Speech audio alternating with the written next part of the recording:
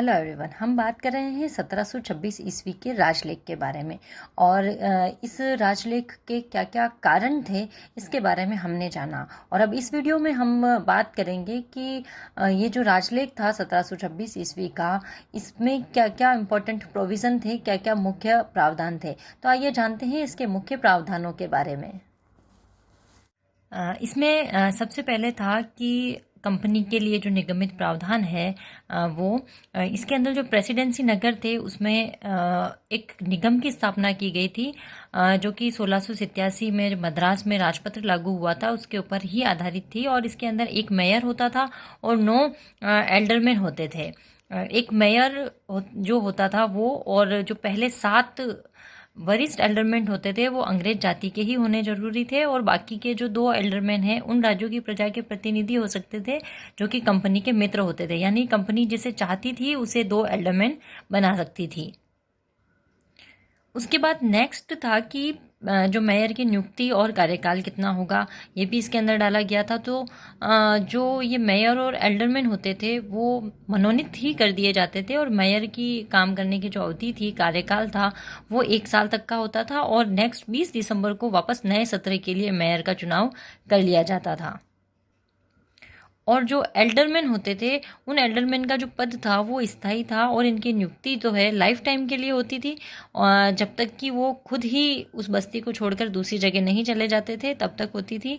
और अगर एल्डरमैन कम होते थे, उनकी संख्या में कमी होती थी, तो बस्ती में जो प्रमुख निवासी होते थे उनमें से मेयर और एल्डरमैन मिलकर के इनका चुनाव करते थे।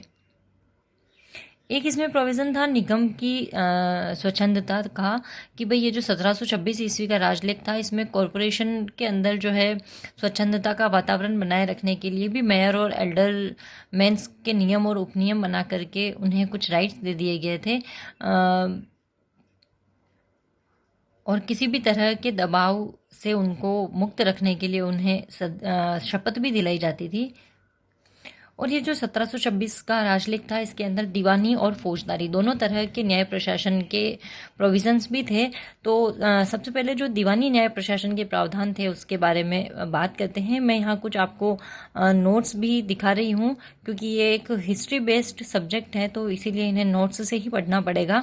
इसके अंदर 2 तरह के न्याय प्रशासन जो होते हैं, दीवानी और फौजदारी, दोनों के प्रोविजंस इसके अंदर शामिल किए गए थे। जो प्रत्येक प्रेसिडेंसी नगर थे उनमें दीवानी मामलों के लिए मेयर कोर्ट की स्थापना की गई थी, जिसको कि दीवानी सिविल या जो प्रोबेट वाले मामले थे, जैसा मैंने बताया था कि वो वसीयत से संबंधित होते थे, उन मामलों का अधिकार दिया गया था।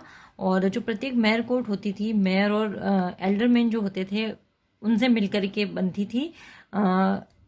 इस कोर्ट की जो घनपूर्ति होती थी वो नियत की गई थी 3, जिसमें एक मेयर होता था या फिर वरिष्ठ एल्डरमैन होता था या फिर 2 अन्य एल्डरमैन इसके अंदर शामिल होते थे। टोटल 3 मेंबर इसके अंदर होते थे। तो ये जो कोर्ट थे, इन कोर्ट को ऐसे सारे दीवानी वाद की सुनवाई और विचारण करने का क्षेत्राधिकार प्राप्त था, जो कि ये प्रेसिडेंसी नगर और उनसे अधीनस्थ जो कोटियां थी उनके भीतर अगर उत्पन्न हुए हैं तो ऐसी सुनवाई और ऐसे मामलों का विचारण वो कर सकते थे। ये जो दीवानी न्याय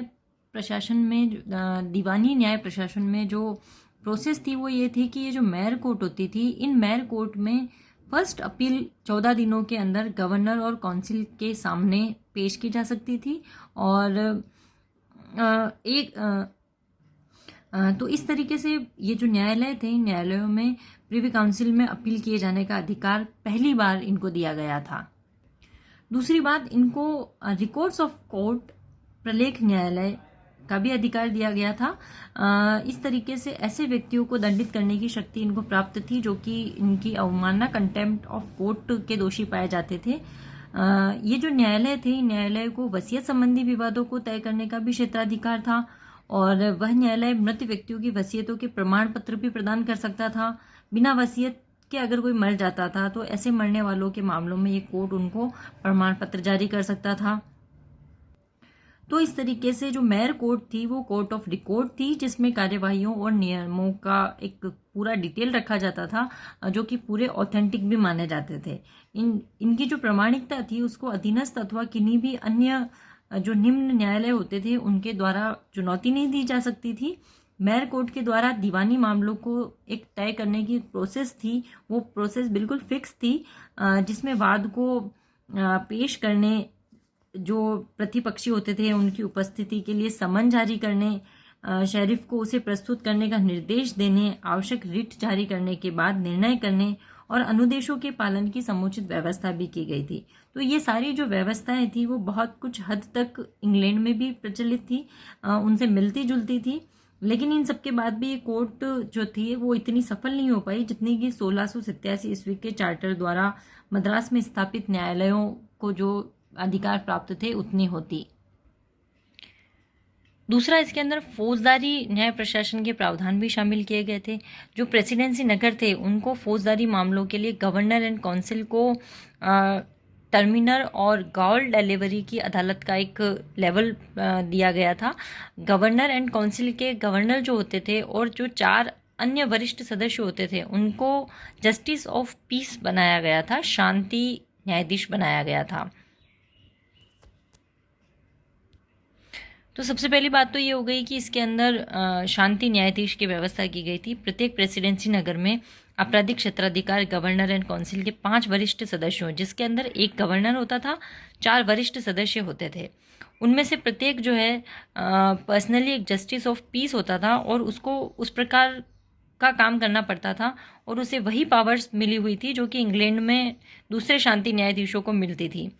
तो ये जो पावर थी इसके अंदर एक ऐसे व्यक्ति को गिरफ्तार वो कर सकता था जिन पर अपराध करने का दोषी होने का आरोप होता था।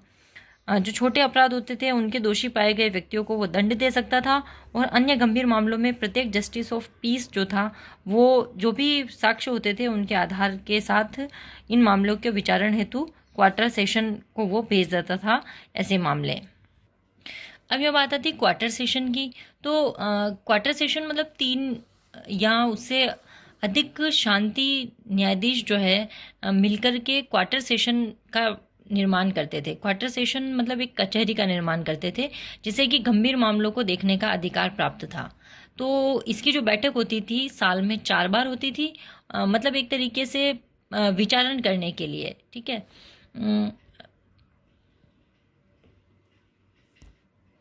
एक ये था कि जो क्वार्टर सेशन था उसके अंदर जूरी का प्रयोग होता था। जो क्वार्टर सेशन के अंदर जो भी विचारण होता था, जो ट्रायल होता था, वो ग्रैंड एंड पैटी जूरी की सहायता से जितना संभव हो सके उस पद्धति में किए जाते थे जैसे कि इंग्लैंड में होते थे। तो ये जो फौजदारी अदालत थी इसके अंदर सभी मामलों का निर्णय जूरी द्वारा ही हो सकता था। तो जो कि 2 प्रकार की होती थी। अब 2 प्रकार कौन कौन से? ग्रैंड जूरी और पैटी जूरी। ग्रैंड जूरी का मतलब होता है कि ये जो ग्रैंड जूरी होती थी इस जूरी का प्रमुख दायित्व अभियुक्त को गिरफ्तार करना होता था और क्वार्टर सेशन में जो भी उपस्थित है उनको उपस्थित करने में शांति न्यायाधीश की सहायता करना होता था। दूसरा जो पैटी जूरी होती थी, इस जूरी का काम होता था जो भी विटनेस है उन विटनेस का टेस्ट करना और जो क्रॉस एग्जामिनेशन होता है, जो तथ्य निर्धारण के अन्य कार्य होते हैं उनके अंदर क्वार्टर सेशन की सहायता करना होता था। तो इस तरीके से 2 तरह की जूरी का इसके अंदर प्रयोग किया गया था। तो देखिए जो 1726 का राजपत्र था इसके अंदर जो प्रोविज़न शामिल किए गए थे ये प्रोविज़न्स काफ़ी हद तक बहुत सराहनीय थे, लेकिन फिर भी ये कहा जा सकता है कि इसमें जो जुडिशरी और एग्जीक्यूटिव थी उसको एक दूसरे से अलग रखने का प्रयास किया गया था, क्योंकि जहां एक तरफ मेयर कोर्ट की स्थापना करके दीवानी विवादों का निर्णय करने का अधिकार कार्यपालिका से हटाकर इन्हें सौंपा गया था, वहीं दूसरी ओर जो इनके निर्णय होते थे उनके विरुद्ध अपील सुनने का अधिकार गवर्नर ऑफ काउंसिल को सौंप दिया गया था, जो कि एग्जीक्यूटिव के ऑफिसर्स होते थे। तो इसी के साथ जो फौजदारी न्याय प्रशासन था वो पूरी तरीके से न्यायपालिका से अलग करके कार्यपालिका को दे दिया गया था। तो इन सब के बाद भी जो 1726 का चार्टर है एक तरीके से विधि का इतिहास में एक नया मोड़ बिंदु लाया गया था, क्योंकि इसका जो मेन बात थी कि भाई इसके अंदर सारे कोर्ट्स के अंदर एक रूपता लाई गई थी।